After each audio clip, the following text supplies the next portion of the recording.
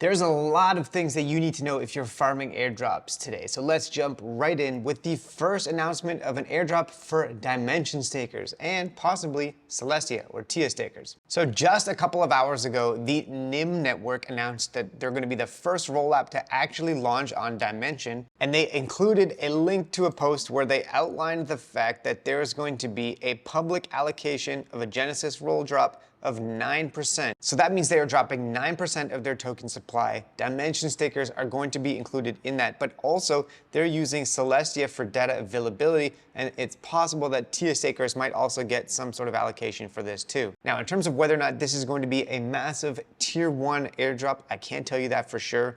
The DYM team is doing blockchain gaming, so there's a couple of good narratives in there. But of course, it's always nice to see updates like this because this is going to be the first airdrop for Dimension stakers, and hopefully this opens the gates for lots of other projects doing the same. Now, speaking of the Dimension ecosystem, this isn't actually related to farming airdrops, but if you have some Dimension tokens that you're not currently staking, you can actually participate in their liquidity pools by depositing. You can even deposit a single-sided asset. And if you deposit into some of these pools, they have massive APRs on right now that are incentivized by Dimension tokens. So over the next month, 300,000 Dimension tokens are streaming to incentivize liquidity in these liquidity pools. And if you want to make a deposit, you can earn a pretty ridiculous APR on that. Now, I can't guarantee that providing LP to these pools is going to also qualify for airdrops. It might be either or, staking or LPing. But these are some nice APRs for sure, and even if you don't qualify for airdrops, which we don't know for sure,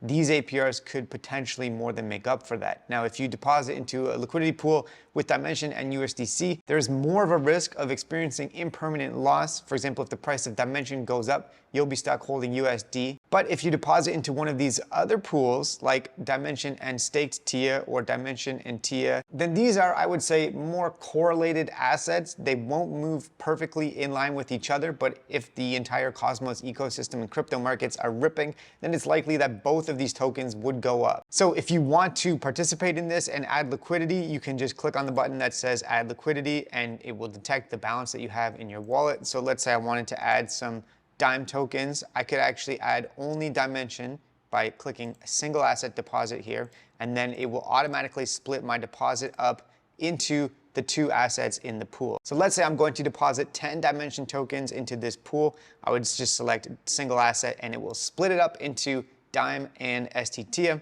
Then I would hit add liquidity and confirm the transaction in my wallet, and transactions are super cheap on the Dimension network. So let's just go ahead and sign this transaction here. So that position was opened up, and now I've provided just under $60 worth of liquidity to this pool. I have 2.599 shares. Now, once you provide the liquidity, if you want to actually get that ridiculous APR, you do need to bond those LP shares that you have. So currently, the base APR on this is 1.91%. But if I click here and bond it, so I can just bond the maximum amount, then I will actually be earning almost 200% annualized APR. So let's go ahead and sign this transaction. So that is done, and now I'm earning 189.59% APR, which is incentivized in the Dimension tokens. And if you ever want to make a withdrawal, you can just go down here, unbond your shares, and then remove the liquidity. Okay, next up, if you are currently holding Jupe tokens, you can now go over to the DAO page, lock up your Jupe, and participate in DAO governance by voting on proposals. So currently there's a poll on right now asking which animal is the cutest, and you can vote in this if you lock up your Jupe tokens. Now, one thing that's important to mention here is that once you lock it up, it takes 30 days to unlock it, but you'll be able to vote during the unlock countdown as well. And there are going to be rewards for locking up Jupe tokens to participate in governance, including rewards in the Jupiter token, but also rewards of the tokens that launch on the Jupiter Launchpad. So if you're just holding tokens from the airdrop and you want to make use of them, potentially to farm additional airdrops,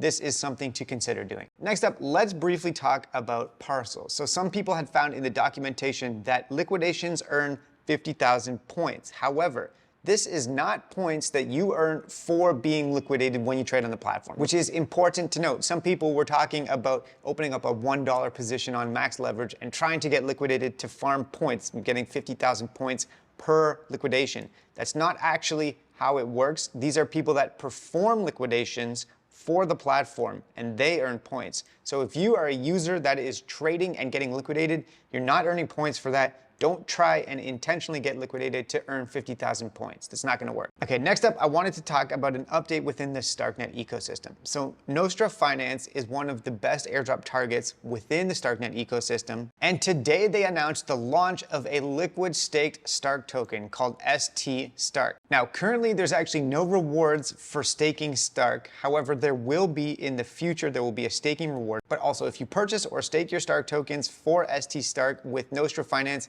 you will be earning points for their airdrop. As we can see here with ST Stark, holders will be able to, of course, maintain the liquidity of that, but collect points for the Nostra Finance airdrop. And so if you are just holding Stark tokens, maybe you didn't want to provide liquidity because you're worried about impermanent loss, well, you can now at least transfer that into ST Stark and still collect more points and leverage up that airdrop snowball by using Nostra Finance. And then of course you can use those tokens within DeFi, and eventually there will be a staking yield from Starknet staking. All right, next up, I wanted to briefly mention that there's this meme coin that launched for users of the Lens protocol. So if you just minted a Lens handle, you probably won't qualify for this. But if you have a Lens profile from a couple of months or even multiple years, then you can go and check and see if you're eligible. Just import this contract address into your wallet and you'll be able to see if you have a balance. Moving next to the Hydro protocol, or the HDRO airdrop. If you are staking injective tokens, you're going to be getting this airdrop, and also if you participated in their testnet. The snapshot for injective stakers was January 4th, 2024. And they say that if you had injective staked as of that date, you're entitled to this airdrop, and it's divided into 5 tiers based on the amount staked. So they don't actually list the minimum,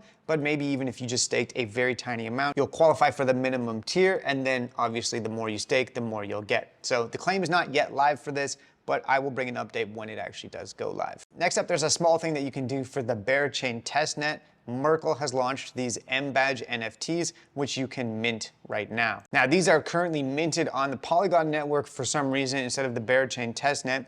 They say that they're going to be bridged once the mainnet actually goes live. But if you've been doing a bunch of the Bearchain testnet tasks that I've spoken about on the channel, like minting an Ooga Booga ticket or minting honey tokens and participating in their incentivized testnet, then you can basically fulfill all of these requirements and mint this badge NFT. Okay, next up, we've got a confirmed airdrop from IO.net. Now, this is a decentralized GPU and AI compute company, so that's a very hot narrative for sure.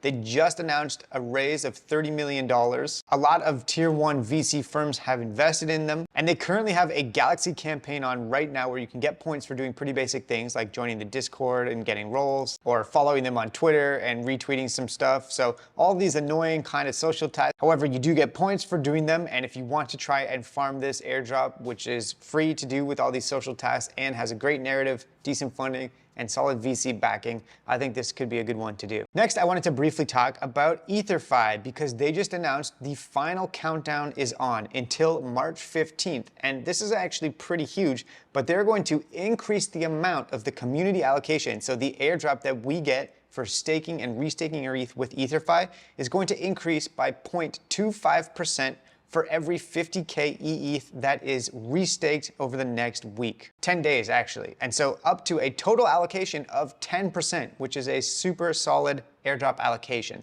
Sometimes it's 1%. Wormhole has been crazy double digits, but 10% is solid as well. So if you want to go and mint new ETH, 50% of the top up is going to new minters, but also if you just want to hold on to what you've already restaked with EtherFi, 50% of this new top up is going to go to previous minters. So this is a pretty solid update, and the EtherFi token is going to be launching relatively soon. This is the final push. Next up, we've got a confirmed airdrop for Atom stakers from the Elise network, and this is going to people that use their incentivized testnet and also Atom stakers. So this was announced today in a community call. We don't have information yet on the cutoffs, the amount of Atom tokens that you need, but if you do stake Atom, this is something to look forward to. And then if you want to participate in the incentivized testnet, it looks like there's going to be a bunch of quests that you can complete to qualify for this as well. So if you're starting your airdrop farming now, you don't have a very big stack to farm airdrops with. Testnet, incentivized testnet airdrops like this are great ways to get started. Now, it's currently not actually live, but you can add your name to the wait list to be amongst the first people to have access when it does go live. Okay, a couple more quick updates. Whales Market announced that something is coming, and they said that you should go and link your wallets for the different ecosystems that are enabled on the platform. So Solana, Starknet, Bitcoin, and Ethereum. And this is for payouts of cross-chain settlements of points, and then also incentives and referral rewards. So if you don't know how, you just go to the dashboard section of Whales Market, and then there's a button there that allows you to link the wallets that you want to connect. And it's one wallet per ecosystem: Solana, EVM, Starknet, and Bitcoin. Now, one other thing that I wanted to talk about today is the fact that Ethereum gas fees have been absolutely insane the past few days, which makes it really hard to keep farming airdrops within the Ethereum ecosystem. If you're trying to transact on mainnet, it's costing upwards of $100, $200, sometimes $500 to make a single transaction, which is insane. And this is also passing on to the layer 2 networks. And even farming airdrops like the Scroll network have become way more expensive. Linea is way more expensive.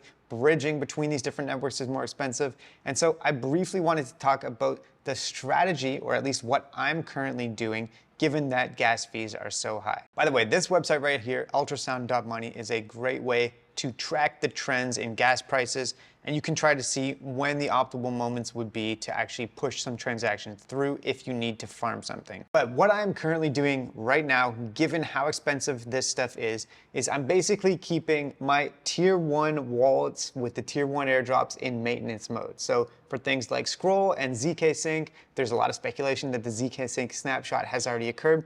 I'm basically just trying to push through a couple of transactions, especially since it's now March, it's a new month. You want to make sure that you're keeping things maintained and keep your ranking, your wallet ranking for these different airdrops. And the same thing applies to Stargate and Jumper Finance and a bunch of the other bridges that I'm farming, and all of the different layer 2 networks, especially the really expensive ones. But beyond that, especially when gas fees are super high, I'm focusing on the Solana ecosystem, I'm focusing on the Cosmos ecosystem, although there's less activity that you need to push with Cosmos. Usually it's just about staking or LPing within some DeFi platforms. But then there's also lots of different opportunities to farm testnet airdrops and to do research on new and up-and-coming protocols, because a lot of the tier 1 airdrops that I have been farming for the last 12 to 18 months may be too late to get started, but there's definitely going to be more waves of airdrops that come through to farmers. So yeah, this is my approach right now. I am basically refusing to transact on ETH mainnet when you have to pay hundreds of dollars to transact, and I'm using this opportunity to just maintain my crops that I'm farming,